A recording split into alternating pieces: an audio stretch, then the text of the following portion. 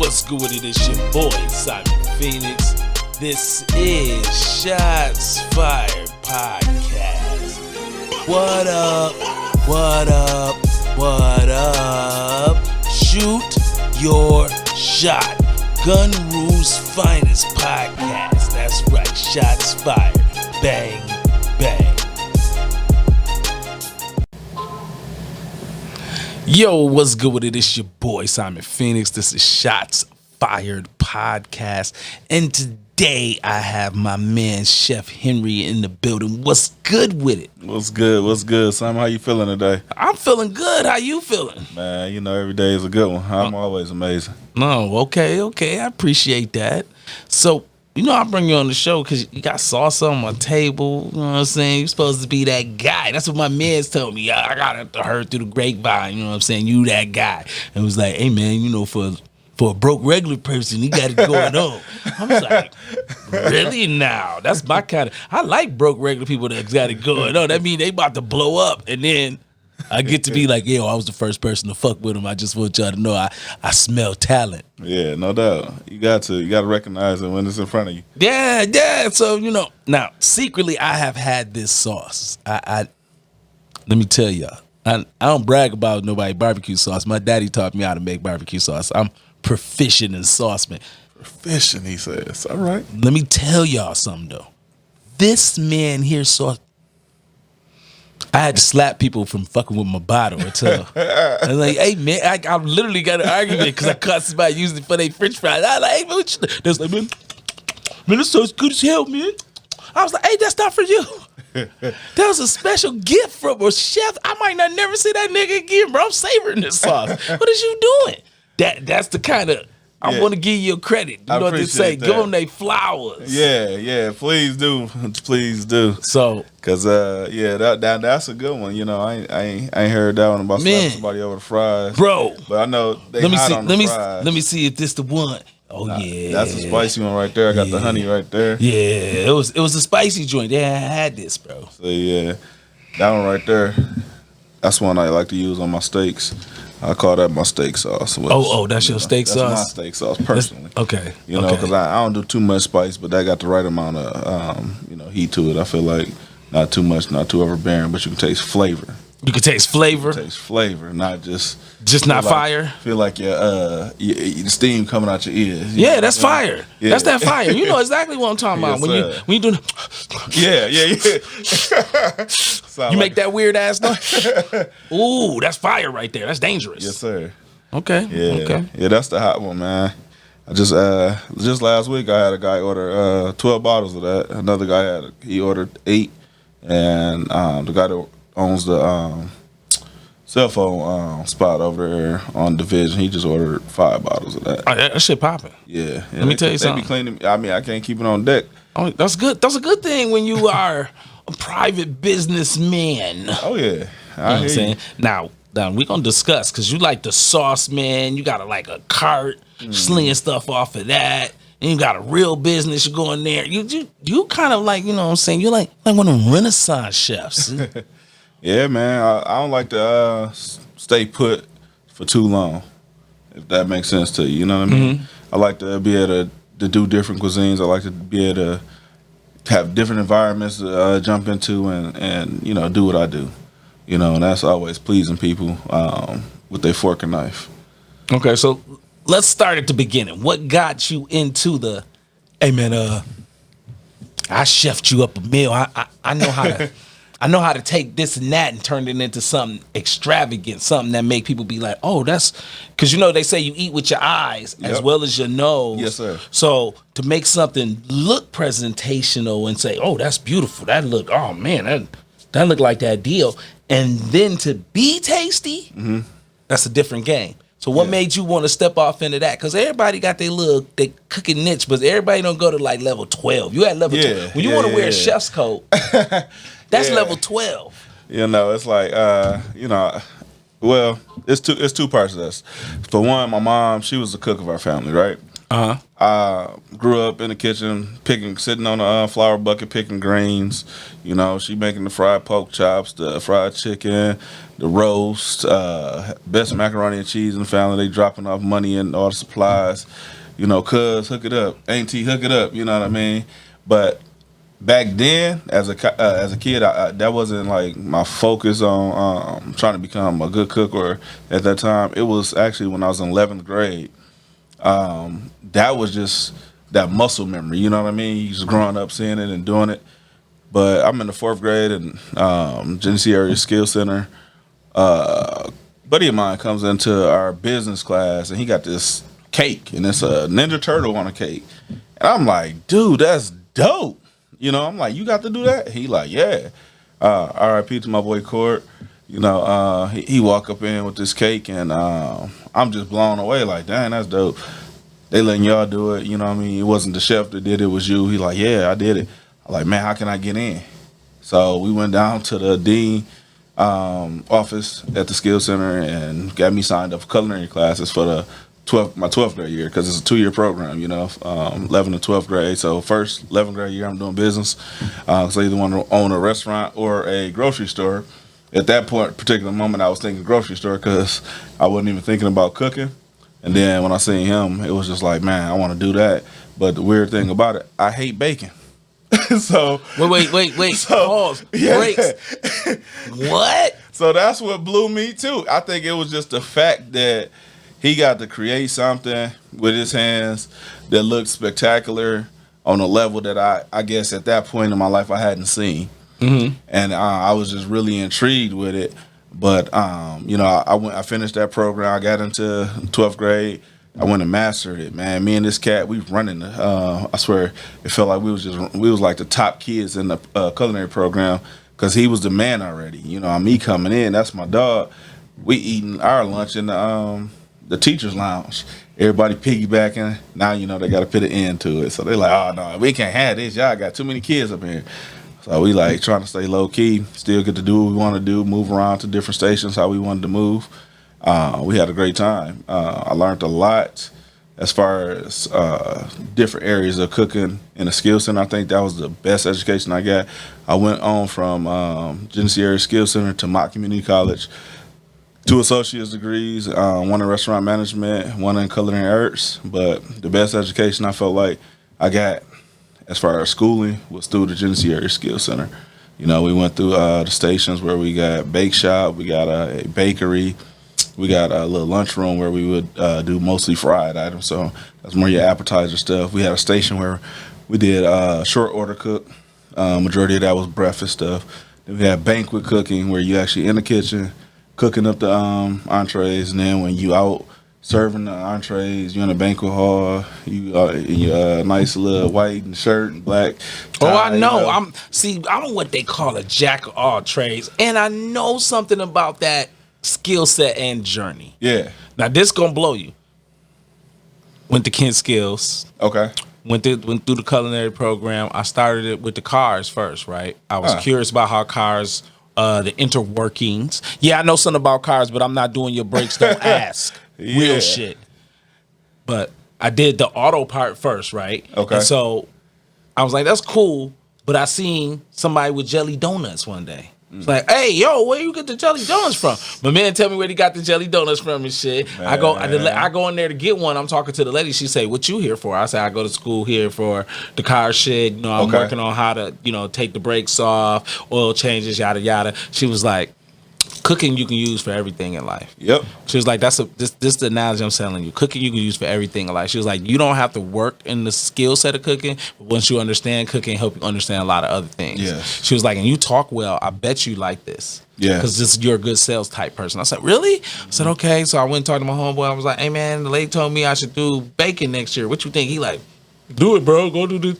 So the lady, I went back and I went and learned how to cook. So all those things you're talking about, we learned how to do everything in the bakery, from doing how the dust donuts is made, from the cake donuts to the apple fritters to all that shit. So me having a knowledge of just that, I have so much respect for anybody that say, oh, I went to school and learned how to cook, because there's so many different levels to I know how to cook. Exactly, yeah. And, you know, just to iterate on what you were just saying, one of my teachers also told me, because I was like puzzled on what I wanted to do with myself. And they was like, pick a career that will never go out of style, and you gotta eat. Ain't no way around it. You might get a few hours off, extra hours if you're fasting, but you gotta come back to that table. So that's what really drove it home for me. It's like, yeah, I kind of like this right here. This not bad, half bad. So I enjoyed it. Like I say, through high school, went on through college to do it, and then I led up to my first job, which was some people can't even believe because it was actually the store Macy's. Okay. Inside the mall. Mm-hmm. We had what's called Lakeshore Grill. Yep. And man, when I tell you the food was banging, yeah, it was fire. Oh my God, we cooking everything from scratch. Yes. It was like missed that. I started out in the dish room though. Don't let me act like I just jumped in. No.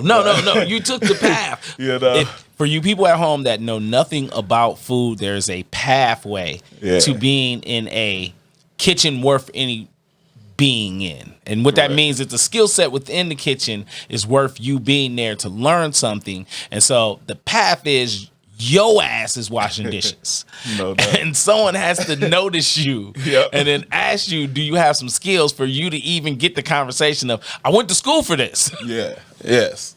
Exactly. And it was this little old lady Liz. I'll never forget her. She old. I'm like, man, she over there killing it. And I'm back there scrubbing dishes, like, And she was so old that, like, lifting heavy stuff was something that she just wasn't about no more. She done got wise, I go take him a little bit of these scraps real quick. She got that saute pan. I'll hook your boy up. I like that cavatappi pasta with that fresh homemade Alfredo sauce. And then you sauteing up that chicken with the roasted red peppers for me, too. I said, oh, okay. What you know about that? I'm like, man, she bringing that box back. It's steaming. I said, okay, yeah, I got her then. Shoot, what you need lifted? So I'm dumping the grease for her. Every time the grease got to get changed. Or, I'm helping load the slicer up on the table for whatever I had to do, and then I just got intrigued about it. So I started just looking over their shoulders, seeing what they're really doing. And as soon as my opportunity came, I jumped right on the line, So, and we also had the features every I believe it was like every 3 months, but our features came from celebrity chefs, so we had really good features. So everybody you see on TV you had them recipes popping. So that's what we was getting, man. I mean, I never forget it. That means 3-2-1 shrimp. Like, I can't even forget that. That was so good with some mashed potatoes and a little sauce we used to put on that. Man, that's just baked into my mind. Again, I missed that. Y'all do not know how much I missed that. All right. So how did we get to the sauce? Oh, it was a journey. We ain't even got halfway through the journey. Right. I'm trying to. I'm looking at you like, bro, you got the. Yeah, it's the real stories of how we cooked it up. How we got to the sauce, man. It was a long process. Like, I'm from the east side of the state, and I moved over to the west side of the state. Okay, so was all of this part of your journey? Did you think you was gonna end up making sauce? No. Or were you 100% on the chef journey and as a straight path? I was just straight, trying to learn as much as I could, learn as many techniques as I could to be as versatile as I could.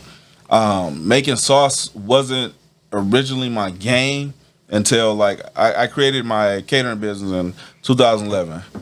2011, I got married. Hold on, don't skip past the catering business. That's a part. That's what I'm getting at. This is where I'm getting to. Because what's the menu? You making me? I feel like you should have brought me food. Yeah, I thought about it, but time is of the essence, and I just didn't have it today. Okay, so I accept that. The next one. I accept that. But yeah, so I'm working at a chain restaurant at this point. My KM, he come to me, tell me he was about to get married. And at this point, I knew I wanted to do this, and I'm like, dude, you should let me do it, man. Saucing it up, man. Come on, let me go ahead and, bless you with these hands. And he was like, you know what? Dang, I keep forgetting you go to school for this. Yeah, man, set it up. We're going to do a tasting. I'm going to bring the wife by. So that's what we do. I do a tasting for my man, him and his wife, and, I never forget it. It blew me away because I didn't know how to take it at first because I was still green. And she was like, I was pleasantly surprised. And in my head, like, what you mean, pleasantly surprised? Your man's told you I was about to kill this meal. I don't know why you coming here acting like that. Cause it's still means I hope for the worst. Right. Let me tell you something. If y'all have ever been somewhere and they say they have it chefed, and that person is preparing the meal, go into it with low expectations. Yep. A smart person will tell you. That way, if something sucks, you won't be like, oh my God, they told me you was the killer of all the foods. Because everybody's palate is a little bit different. And when you have a chef there, you're trying to eat their food based on what they think you all will like as a whole, as a group. And I say that to people because, hey man, I done had some weird stuff that y'all done brung out, and it be fire, but it looked crazy. Or when they describe it, it's crazy. It's like seaweed, and then we splashed it with some cold air. It's like nitroglycerin, sir. And then that way it crystallized. But then for you, it's just gonna be at room temperature, but it just looks pretty. And then we just hit it with a little sea salt. I'm looking, I'm like, what the fuck? I don't understand any of that, bro. Am I supposed to eat it or stare at it? You're supposed to eat it. Yeah, just have a bite. It's chicken. Exactly. You know, I put all this extra work in, and I want you to understand that I did a lot of stuff to this, but you like, dude, what is it? Still, after all that explanation, what is it? You know, keep it simple. That's our motto, man. Thigh meat. Yeah. Thigh meat but I'm a fat ass in a normal person body, so I'm always intrigued by food and how y'all get down.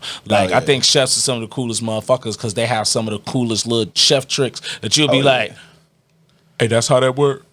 Oh, I'm stupid. Yes, sir. It's like, it's like cracking eggs. You know, you get a shell in your bowl. What you supposed to do? Take it out. Use the eggshell that you just cracked. Yeah, and to scoop it out. And it come right to the eggshell. Yeah, but I didn't know that until somebody with one of them coats on told me that. You know. Again, you have the stupid. Yeah, so, I don't know. But back to your question about how we got to the sauce, like I said, I was from the east side, moved my family over to the west side, and then I got involved in a program over here called Spring GR. And Spring GR was really good.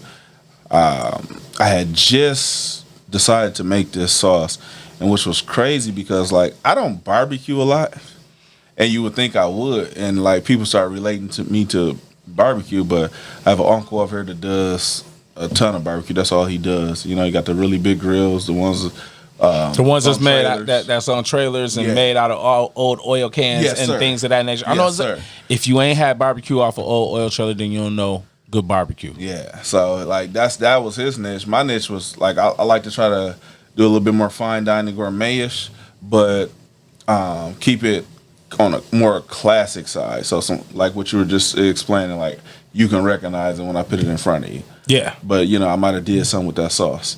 I might have did something with the technique of how I cooked your starches or vegetables. But all in all, you can recognize what it still is. You feel what I'm saying? So yeah, in other words, you're not baffling me because you didn't spaceship it and then turn it into something and then told me it was noodles. Yes. I'm like, I didn't know it was noodles. Yes, and then, all right, you take this, and this broth right here is so hot, and you're going to pour it on top. Look, now, any noodles taste it's going to be room temperature now. Yeah, no doubt. The magic tricks of being a chef. Yeah. I've seen it all. And then being one of the people that's lived around the world to meet people and then learn different foods and then say, okay, every culture has a food and every culture has a cooking technique.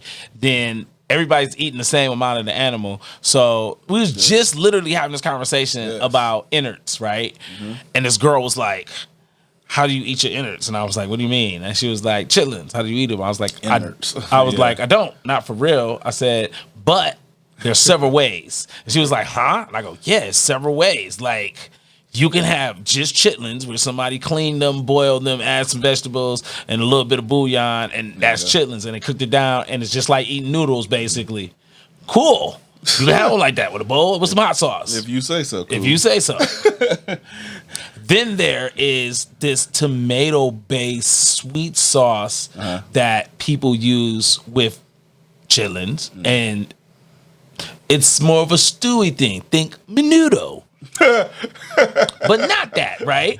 So you make it sound so tasty. I mean, menudo is menudo. I mean, if you didn't know what menudo was, and somebody sold you or served you a bowl of menudo, and you start eating that, menudo is actually delicious, but you have no clue what it is until someone tells your dumb ass later. And then, and if you're black, you like, so you just handed me a soup of chitlins. Gotcha. I got it. Gotcha. So you got that. Yeah. And then I told this girl today, I said my granddad comes from people actually breading it like chicken or fish and Okay. frying it. So if they had chitlins, my granddad would have chitlins 2 ways at the bare minimum. And he would have your regular bowl of chitlins cooked all the way down, soft, hot sauce, and maybe some vinegar sauce on it, and some onions to go with it. But my grandma would have him a special bowl of chitlins, Fried up. deep fry, my G. And if you didn't know no better, you'd think it was like gizzards or something. And that's what I would tell people. That's the closest to it, but not quite. Right. Because it's even chewier. I'm like, but that's how he would do it. And I've seen that. Yeah, I can see that. You know, I'm not a chitlin fan. My mother, like I say, she was, man, cycling them bad boys from sink to sink, sink to sink, sink to sink, cooking them overnight. You know, my dad, my stepdad, they love them. Me, I'm okay on those. As long as she wasn't making me eat them, I wasn't eating them. I was good. But I could see people frying them. Surprised that I don't see more people frying them. I think it's a lost art because the large majority of our community being African Americans, they have had it just the pot style. And you have to have somebody that's deep rooted, and because I'm slightly old, I get to tell your age. Yeah, and I ain't trying to. That watching what my grandfather did allowed me to know that those were some things that they were probably leaving with his generation. Yeah. That the next group of people wasn't doing that.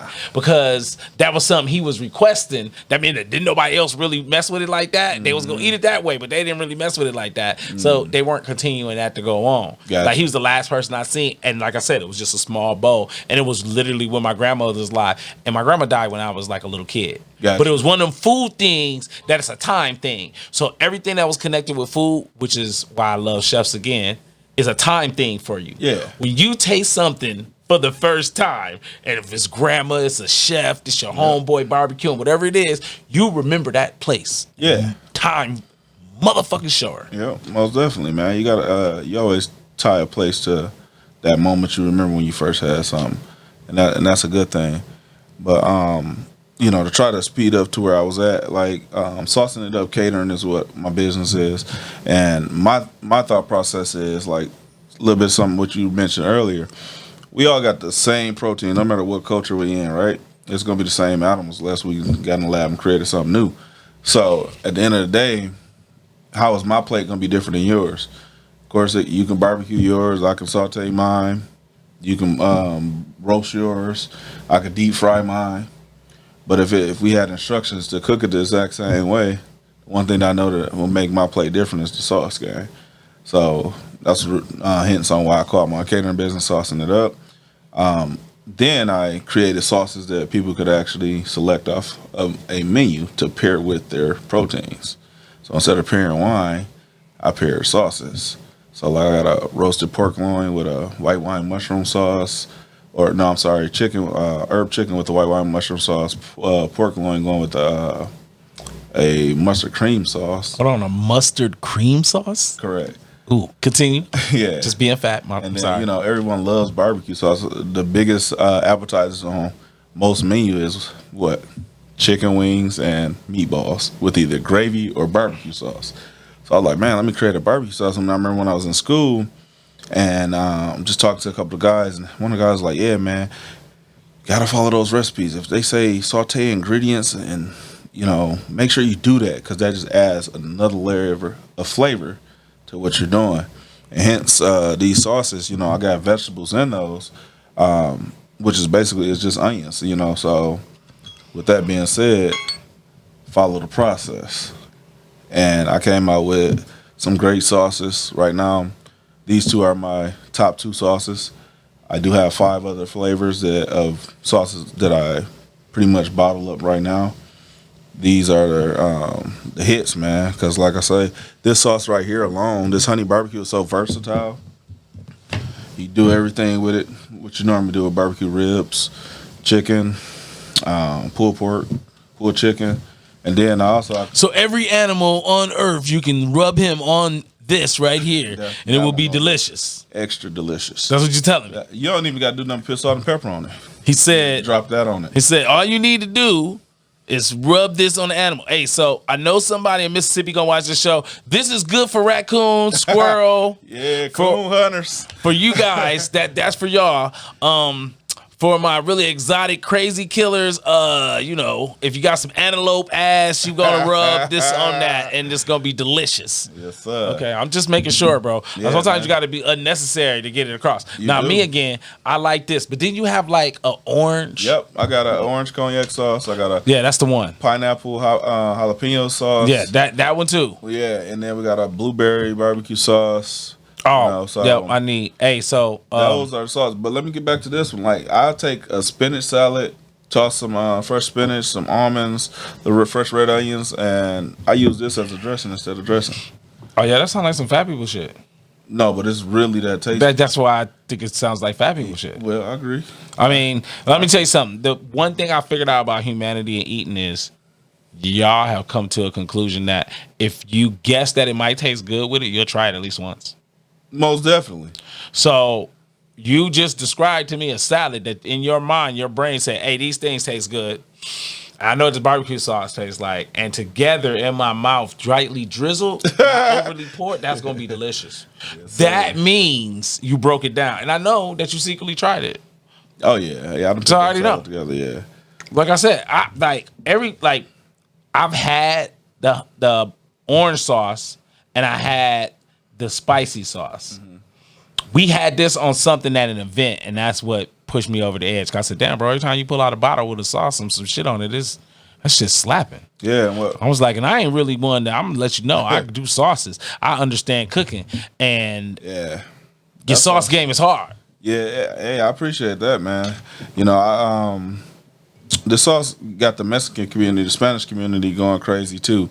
One of the guys that's like one of the heads of the community here in Wyoming, he told me that the sauce reminds him of home. And, you know, that made me feel real good because I know I know I have a product that's, you know, I mean, I already told top you. chef. I already told you. As far as like, if I'm gonna buy sauce from somebody, you are in my top 3 sauces. I'm just gonna purchase their sauce based off them and what I want that sauce to taste like. Like I always tell people, when you look in your refrigerator, you can tell what kind of person it is and what kind of sauce they grew up with. If they got open pit in their refrigerator, oh Lord, help bro, they don't even know nobody that barbecue for real. That's what I'm saying. Help them. They don't know nobody that even barbecue for real. Simon, bro. help them. I'm trying to tell you, bro. Help them. Like that's the first way I know, bro. So if you got an old bogus bottle of something that looked like it's supposed to be like open pit, and you look like that bottle been there for a minute, you're like, oh, they make their own sauce. I can respect that. I'm gonna leave that alone because everybody's sauce that's tailored for your ass. Yeah. So I'm cool with however you do that. But then there's people where you see some shit like this in their refrigerator. You're like, hey, all right, watch this. Where'd you? Yes, you buying sauce that don't look like it came from like Walmart? Oh, nigga, I'm curious now. Hey, what's this? Yeah. Who you getting this from? You got it from a restaurant? That's what you did. Let me check this out, bro. Boy. And see, I got a homeboy, my homeboy K. He poured this shit right here on some ribs one time. Mm-hmm. Oh, bro, let me tell you something.